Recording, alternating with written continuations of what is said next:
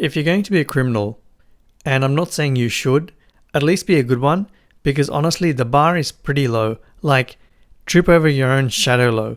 People livestream burglaries, they Google how to rob a bank from their own home Wi-Fi. One guy left his birth certificate at the scene, another tagged himself holding the stolen goods. This isn't Netflix, it's the news. Hi, I'm a lawyer. I like to sue people, get criminals off the hook and get paid handsomely.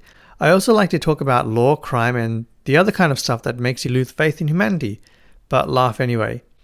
This is not legal advice. This is a deeply inappropriate TED Talk for felons. Let's begin. Chapter 1. Don't be a dumbass. If I could tattoo one thing across the forehead of every wannabe gangster that I've ever had to do work for, it would have to be this. Don't be stupid. There's this 2022 study, it's called The Executive Dysfunction and Criminal Recidivism by Dr. Juha Kakinen at the University of Eastern Finland. I hope I haven't butchered up his name or the words that were before that. Sorry if I have. That particular study found that repeat criminals consistently flunk tests of planning, attention, and impulse control. In other words, career criminals often have the self-control of a toddler with a Red Bull. One example? How about David Gant? He's a guy who stole $17 million in the Loomis Fargo heist. It was a brilliant job, military level of planning, Donald Trump would be proud, but then he tried to buy a freaking mansion with the cash a week later, in his own name. I mean, bro. Then there's this guy in Seattle who robbed a store and left his birth certificate behind. That's not even incompetence, that's Darwinism. Like, if we could kill people for being stupid, this guy would certainly be on the chopping block. So how do you not be that guy?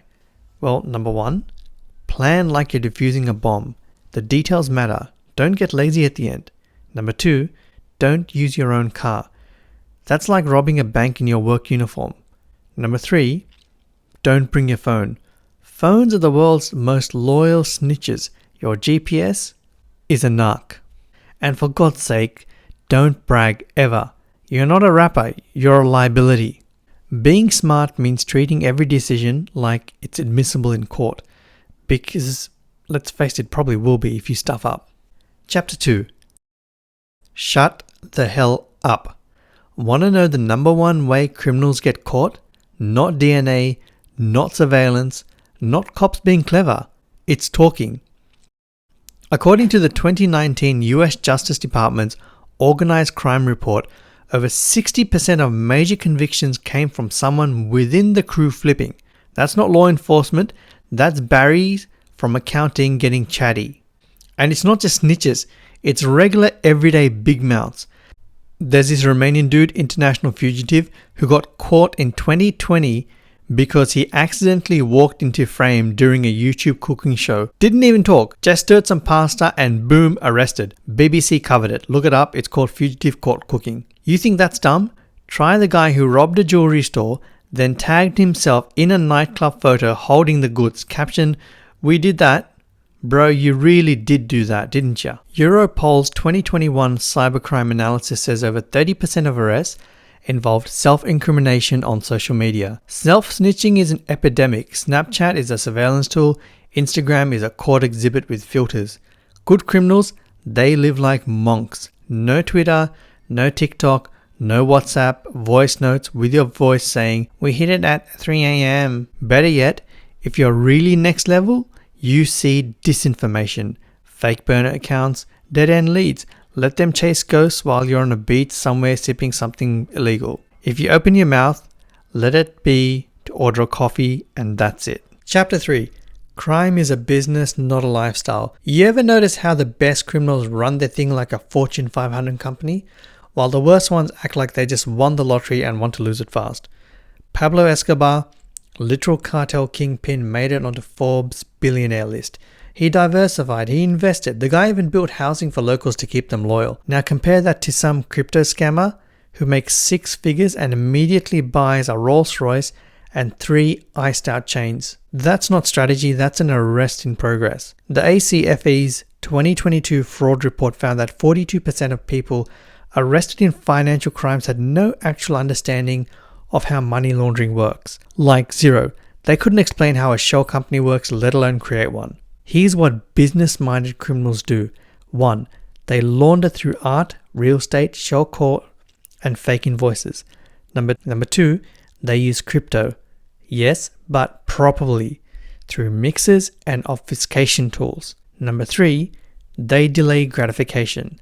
They don't make it rain, they make it snow quietly. If you want to survive, think like a CEO, not a SoundCloud rapper with a burner phone. You know, the ones that you see like hippity hop, ba ba ba ba ba ba. Chapter 4. Emotions get you caught. You want the real edge? It's not tech, it's not weapons, it's emotional detachment.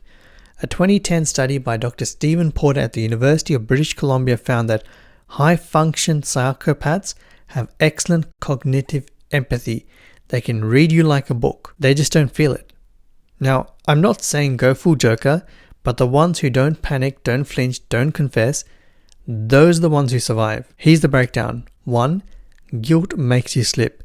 You second guess, you crack. Number 2.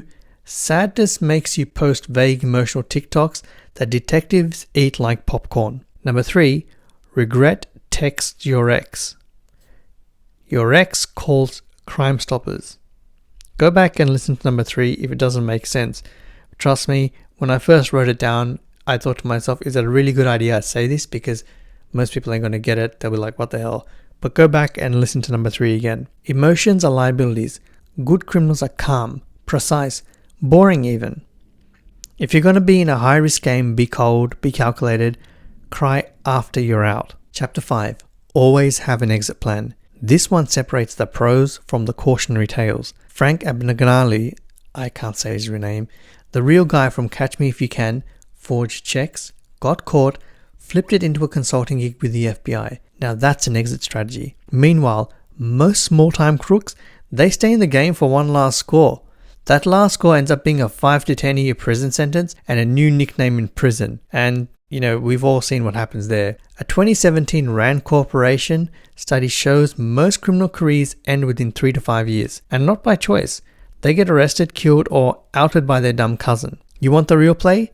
Retire before the police even realize what you were doing. Disappear, change your name, open a cafe, sell smoothies, whatever, just vanish. If your master plan is, we'll just lay low, you don't have a plan. You have a nap. So if you're out there dabbling in crime or just watching this with popcorn, here's the takeaway. Don't be stupid, don't talk, think like a business. Most importantly, watch this channel instead. It's less illegal.